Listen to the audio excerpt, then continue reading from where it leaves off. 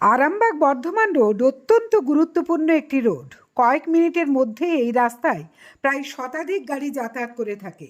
বাস ও ছোট বড় 4 থেকে 20 চাকার গাড়ি এবং অবশ্যই বাইক এত দ্রুত গতিতে যাতায়াত করে যে পথ চলতি সকলকে রীতিমতো ঝুঁকি নিয়েই পারাপার ও যাতায়াত করতে হয়। অথচ এমন একটি ব্যস্ততম রাস্তার দুই পাশে মানুষের হাঁটার কোনো পথ করা নেই। দুটো গাড়ি পাশাপাশি গেলে যেখানে মানুষের হাঁটার জায়গাটুকুও থাকে না, সেখানে জীবন হাতিয়ে নিয়েই রাস্তার উপর দিয়েই চলতে বাধ্য হতে হচ্ছে। হঠাৎ গাড়ি চলে এলে বা গাড়িকে সাইড দিতে গেলে রাস্তা থেকে প্রায় আধ হাত নিচে এবড়ো খেবড়ো বিপজ্জনক অংশে নামতে রীতিমতো বেগ পেতে হয়। বিশেষ করে শিশুদের, বয়স্ক এবং অসুস্থদের সব দিক থেকে এই পথে বিপদ অপেক্ষায় থাকে। সাইকেলে হঠাৎ করেই নিচে নামতে গিয়ে অনেকেই বেসামাল হয়ে পড়ে যান। এখানে রাস্তা সংস্কার করার জন্য অকেজো পিচের লেয়ার তুলে না ফেলে তার উপরেই আর একটা স্তর চাপিয়ে দেওয়া হচ্ছে। ফলে মাটি থেকে পিচের রাস্তা ধাপে ধাপে উঁচু হয়ে যাচ্ছে, অথচ দুদিকের অংশ বেশ কিছুটা নেমে গেছে, সেটা পল্লিশ্রী থেকে প্রায় রেল ব্রিজের নিচে পর্যন্ত। বারে বারে দুর্ঘটনাও ঘটছে। তাতে পূর্ত দপ্তরের কি? অনেকেই অফ ক্যামেরায় বলছেন এত নাকা চেকিং করা হয়, অথচ এই রাস্তার গতি নিয়ন্ত্রণ করার কঠোর ব্যবস্থা নেওয়া হয়নি কেন? পুলিশ প্রশাসনের কাজ তো শুধু হেলমেট না পরলে ফাইন করা করে কোটা পূরণ করা নয়, পূর্ত দপ্তরের কাজের এই নমুনাগুলোও তো চেকিং করতে পারেন। হেলমেট পরলেই প্রাণ বাঁচানো সম্ভব যদি উপযুক্ত স্বাস্থ্যসম্মত পথ চলার রাস্তায় না থাকে। কেউ বা বলেই বা কী হবে, বিড়ালের গলায় ঘণ্টা বাঁধবে কে, এই বলে তারা পাশ কাটিয়ে চলে গেছেন। অনেকেই অন ক্যামেরায় তাদের ক্ষোভ উগরে দিয়েছেন। আমরা শোনাবো তাদের সেই যন্ত্রণার কথা। দেখুন বিস্তারিত আরামবাগ টাইমসের রিপোর্ট। কতটা ডাউন!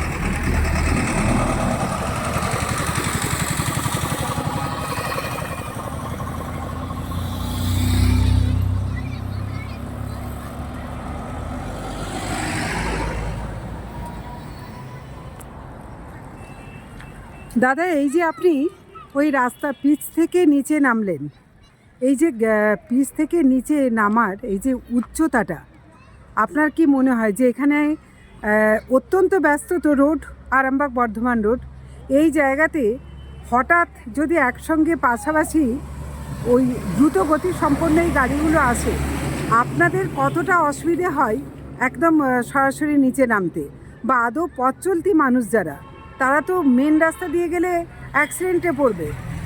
সেই জায়গায় এইটা কি কতটা একটা তো উন্নয়ন পরিকাঠামোয় সাধারণ একটা চিন্তা থাকে, মানুষের পথে যাওয়ার একটা রাস্তা করে দেওয়া, রাস্তাটা নেই, আপনাদের কতটা সমস্যায় পড়তে হয়? অসুবিধা হয় মা, অসুবিধা হয়, রীতিমতো ঝুঁকি নিয়ে তো অসুবিধাটা হয়, কিছু কিছু করার নেই। আমি দেখলাম যে যেভাবে আপনি নামলেন, এখন পরপর দুটো গতি, মানে এত গতিতে আসা গাড়ি, তাতে তো সমস্যা হওয়ারই কথা, তাই না? আপনি এই রাস্তাটা পেরিয়েই নিচে নামলেন, এখন এটাতে দেখা যাচ্ছে দুটো লেয়ার খুব স্পষ্ট, পিচের উপরেই পিচ দিয়ে দেওয়া হয়েছে। রাস্তা সারানোর সময় পিচটাকে যে তুলে করতে হবে সেটা হয়নি, এবং তার ফলে ওখান থেকে যে নামতে গেলে অন্তত এক হাত নিচে নামতে হচ্ছে। আপনাদের কতটা সমস্যা হয়? প্রচুর সমস্যা, উল্টে পড়ে যায় অনেক সময় রাস্তায়। এই রাস্তাতে প্রচুর সমস্যা, ফুটপাথ নাই, গাড়ির সমস্যাতে অনেক লোক অনেক অ্যাক্সিডেন্টও হয়, কিন্তু এসব কোনোদিনই সরকার মানে এই রাস্তাটা করার সময় অন্তত মানুষের হাঁটার পথ তো কিছুটা রাখা উচিত, অন্তত 3 ফুটও রাখা দরকার, 2 ফুটও রাখা দরকার, কিন্তু নাই। একবারে পিচ থেকেই যেখানে নামতে হচ্ছে সেটা রীতিমতো গভীর, বাচ্চাদের পক্ষে তো আরো ক্ষতিকর। সব প্রত্যেকই মানুষের চলাচলে খুব কষ্ট হয়, পাশে ফুটপাথ না থাকার জন্য প্রচুর কষ্ট হয় মানুষের, খুব ব্যাঘাত ঘটতে হয়, অনেকে অ্যাক্সিডেন্টও হয়, অ্যাক্সিডেন্ট তো হয় একেবারে। দাদা আপনি একটু বলুন, আপনি তো আপনার বাচ্চাকে নিয়ে এখানে খেলাতে এসেছেন, যদি বাচ্চাকে নিয়ে আপনাকে ওইদিকে যেতে হয় বা আপনার বাচ্চাই এখানে খেলতে আসবে, দেখুন রাস্তার দুটো পাশে কোনো ফুটপাথ বলে কিছু নেই। ফুটপাথ নেই, রাস্তার থেকে ডাউন থেকে অনেকটা ডাউন, যেখানে হঠাৎ করে সাইকেল থেকে বা বাচ্চাদের নামতে গেলে অনেকটাই সমস্যা হয়। বিশেষ করে আমি মোটরসাইকেল ড্রাইভ করি, আমাকেও এখান দিয়ে নামতে গেলে সমস্যায় পড়তে হয়।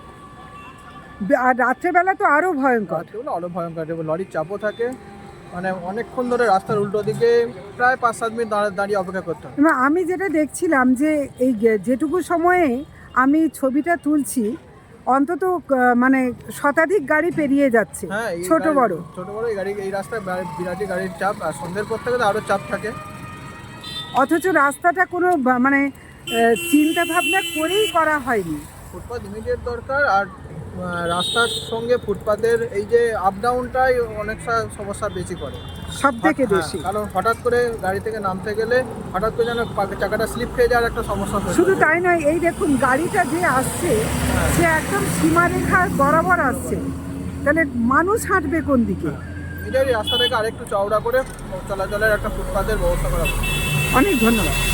জ্যোতিষ জগতে অদ্বিতীয় ডক্টর অঞ্জন শাস্ত্রী, আপনার উজ্জ্বল ভবিষ্যতের একমাত্র দিশারি। Call for booking 7477886099 or log in www.anjanshastri.com। Download করুন আমাদের exclusive mobile app astro Anjan.